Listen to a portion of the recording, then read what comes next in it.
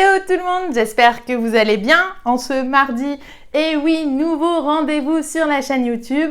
Je vais tenter, je dis bien tenter, de réaliser 2 vidéos par semaine. Donc nous avons un nouveau rendez-vous ensemble le mardi à 17 h.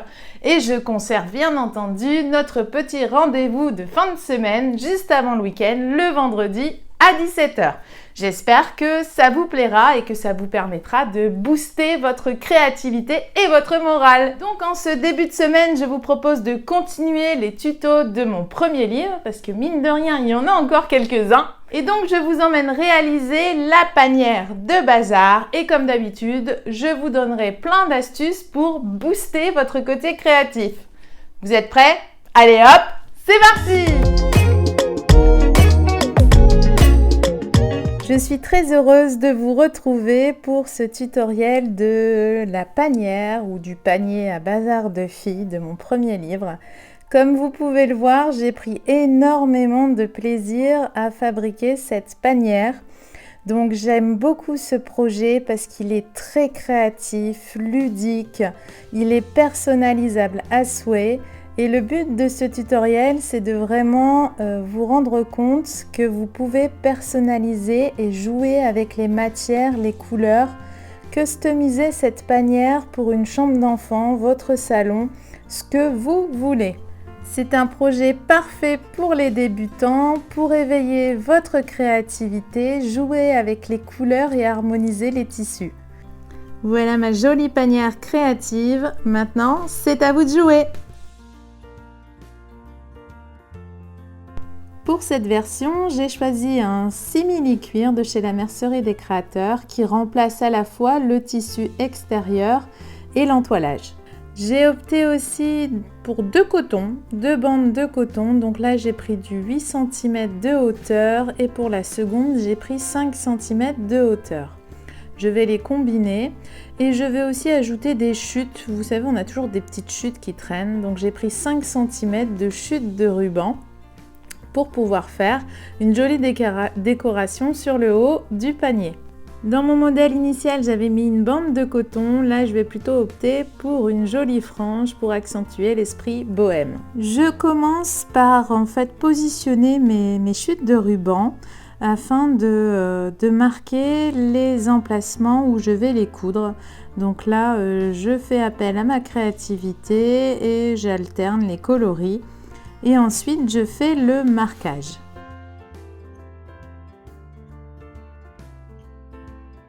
Une fois que le marquage est fait, je vais simplement replier envers contre envers mes petites chutes de ruban et je vais venir les positionner au niveau de mes marquages. Donc je vais les coudre. Je vais faire des coutures à 0,5 cm pour chacun de mes rubans.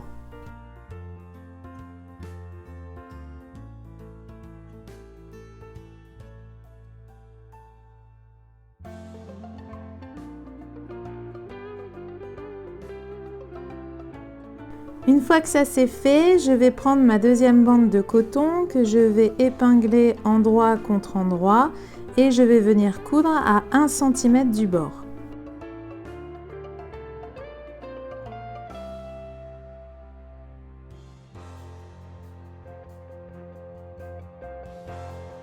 Et là, je vais aller passer un petit coup de fer. Voilà, le petit coup de fer, c'est bon. Et donc, j'en ai profité pour faire un repli de 1 cm de l'autre côté. Je vais prendre ma bande de simili extérieure. Je vais épingler ensuite mes bandes de coton envers contre endroit sur toute la partie supérieure.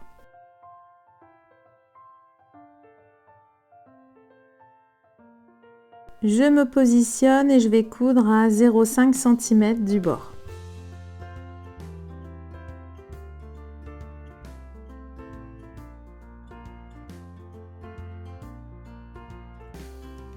Maintenant, je vais faire une surpiqûre au niveau du raccord de mes cotons à 1 ou 2 mm du bord.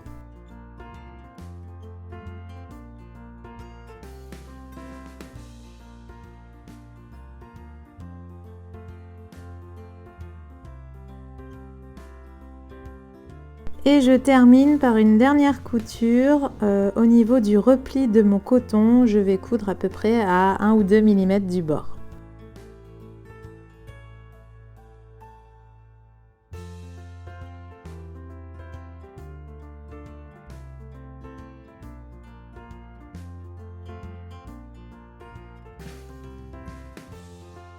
Maintenant, je vais faire un repère horizontal à 9 cm du bord supérieur pour ma frange. J'ai fait mon tracé au stylo friction et je vais simplement positionner le bord de ma frange le long de ce tracé. Je vais faire une première couture à 2-3 mm du bord de ma frange.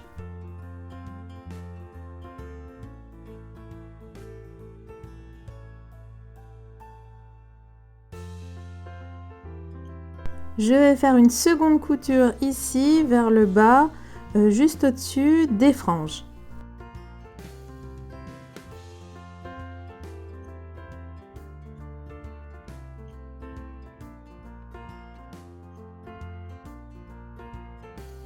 Maintenant, je vais dégager chaque côté sur 1 cm à peu près pour pas que ça fasse trop fouillon quand je vais faire le raccord de mon panier.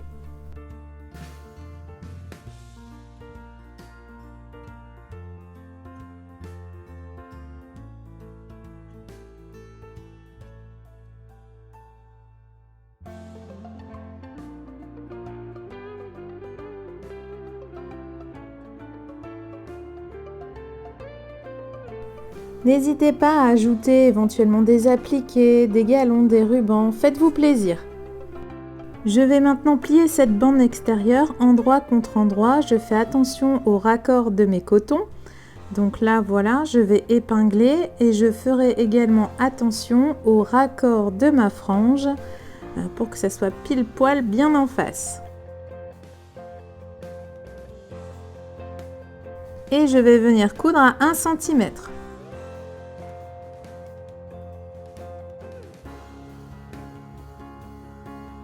Je vérifie quand même si mes raccords sont bons. Donc maintenant l'idée c'est que je vais bien plier et je vais marquer en fait sur le bas. Je vais marquer un petit repère. Donc là je vais prendre mon petit coupe-fil et je vais faire juste une petite entaille pour marquer le repère opposé à ma couture. Et je fais correspondre ce repère avec ma précédente ligne de couture. Et je vais épingler pour plus de facilité. Je tends bien mon tissu pour marquer les repères opposés. Donc là pareil, hop, petit coupe-fil, un petit repère et de l'autre côté également. Je vais faire correspondre l'un des repères vers le milieu. Vous voyez, comme pour former une sorte de 8 en fait. Et je vais bien épingler, bien mettre en forme mes tissus, bien les aplatir et je vais bien faire correspondre mes plis. Et je fais pareil pour le côté opposé, le petit repère vers le milieu et je replie bien mes tissus.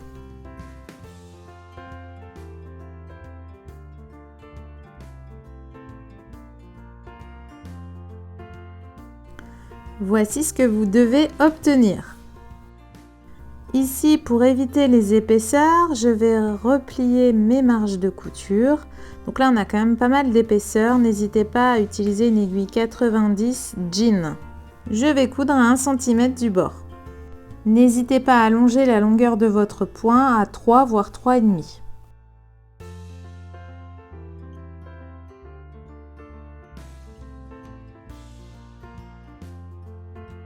Pour plus de stabilité du panier, je coupe un peu de surplus à 3-4 mm de ma couture. Voici ce que l'on obtient. Maintenant, il suffit simplement de retourner sur l'endroit délicatement, de bien former les coins en fait du panier. Donc c'est un système de plis. Donc n'hésitez pas à prendre votre temps pour bien former les coins. L'avantage de ce simili, c'est que ça a une très bonne rigidité et c'est parfaitement adapté au panier. Il tient tout seul en fait. Pas besoin d'entoilage. Passons à la confection de la doublure maintenant.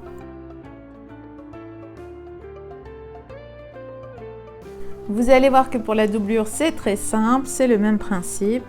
Donc je vais mettre mon rectangle de coton bord à bord, endroit contre endroit, et je vais venir coudre à 1 cm des bords.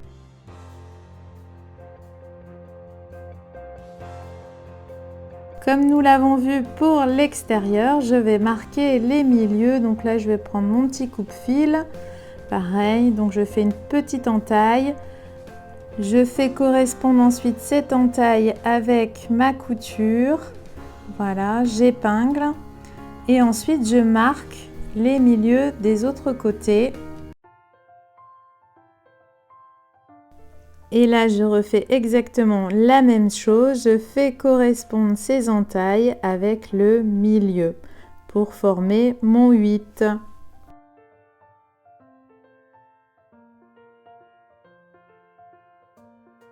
Et je couds à 1 cm des bords.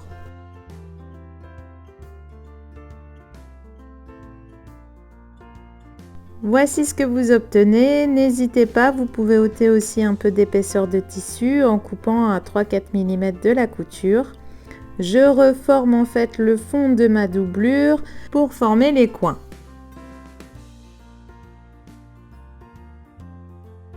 Dernière étape, l'assemblage final. Donc je vais retourner l'extérieur sur l'envers. J'y vais mollo. Voilà, je vais ensuite insérer ma doublure dans l'extérieur et je fais bien correspondre mes lignes de couture du dos. Vous voyez, je les mets bien en face, bord à bord et j'épingle, puis j'épingle tout le tour. Je vais coudre à 1 cm des bords en prenant soin de laisser une ouverture. Je retourne ma panière sur l'endroit par l'ouverture que j'ai laissée. J'y vais délicatement et je reforme bien mon panier.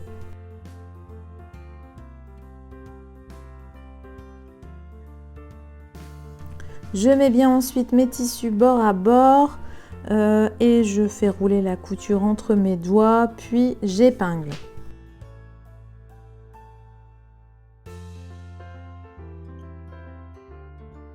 Au niveau de l'ouverture laissée, je rentre bien mes tissus et je les mets bord à bord.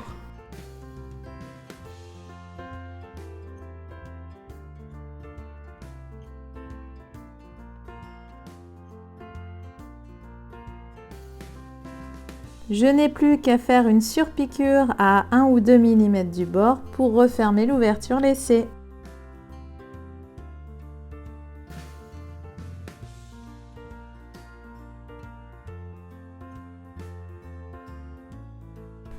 Tadam! Et voilà une jolie panière. Si vous optez pour une panière de salle de bain, n'hésitez pas à mettre du coton enduit.